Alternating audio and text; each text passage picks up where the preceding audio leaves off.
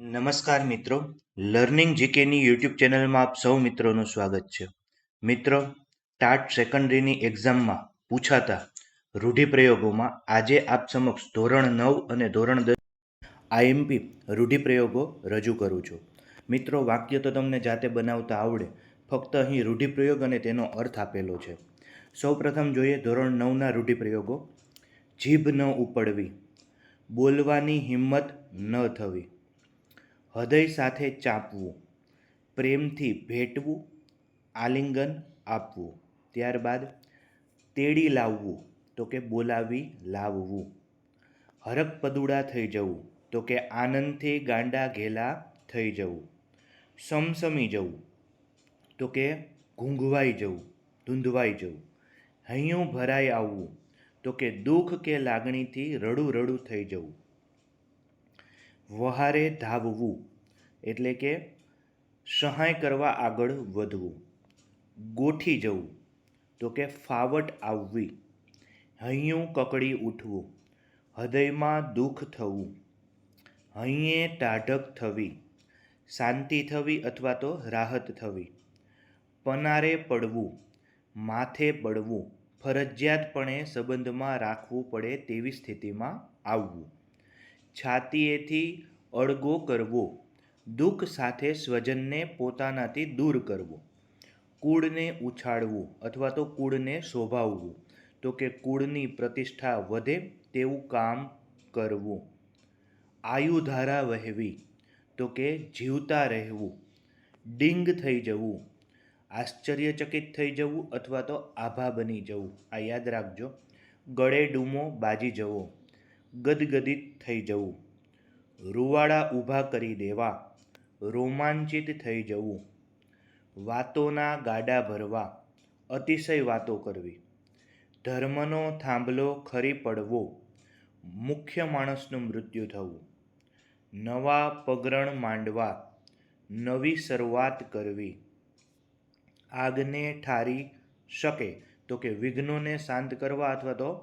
આગને ઠારી શકવું એટલે કે વિઘ્નોને શાંત કરવા અથવા તો પાર કરવા. ત્યારબાદ 10માના રૂઢિપ્રયોગો. આંખો ભીની થવી, લાગણીશીલ થવું, દાજ ચડવી, ગુસ્સો આવવો, ચકિત થઈ જવું, આશ્ચર્ય પામવું, થાકીને લોથ થઈ જવું, અતિશય થાકી જવું, કંઠે પ્રાણ આવવા, ખૂબ મુશ્કેલ કામ હોવું અથવા ભારે મુશ્કેલી પડવી, હાજા ગગડી જવા, ખૂબ ગભરાઈ જવું, ઘોડા ઘડવા, આયોજન કરવું, વિચારવું,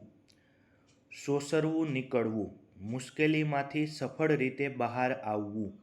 આંખો ફાટી જવી, આશ્ચર્યચકિત થઈ જવું, પેટ દેવું એટલે કે મનની વાત કહેવી, હળી કાઢવી તો કે ડોટ મૂકવી, એકના બે ન થવું, પોતાની વાત પર અડગ રહેવું, બે ઘડી વાટ જોવી, આતુરતાથી રાહ જોવી, જીવતરના દાન દેવા, કુરબાન થઈ જવું, મોડું ઓહાણ આપવું, માણસના હિંમત બને કે ઢીલો પડે એવું એને કહેવું, અડધા અડધા થવું, ચિંતાતુર થવું, ખાટું મોડું થવું, બગડી જવું, તાળી લાગવી, એકતાન થઈ જવું, આઈએમપી છે, ભારે હૃદયે, દુઃખી હૃદયે, આંખ ભીની થવી, લાગણીસભર થવું, મોંમાં ઘી સાકર, સુખદ આશાની લાગણી વ્યક્ત કરવી, માથું ધૂણાવવું, હા કે નામાં ઈશારો કરવો, નામને રૂપ મિથ્યા કરવું, નિર્મોહી થઈને જીવવું, તુરિયાનો તાર જાગી જવો, સમજણ શક્તિનો ઉદય થવો, આઠે પહોર આનંદ, હંમેશા પ્રસન્ન રહેવું, હૃદય છલકાઈ જવું,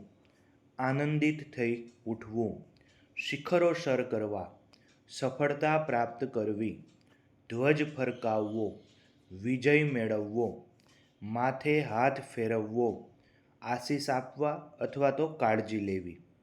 હાથ દેવો, સહારો આપવો અથવા તો હૂંફ દેવી, શુભ હોવી, ચિતરી ચડવી, મનના મેલા હોવું,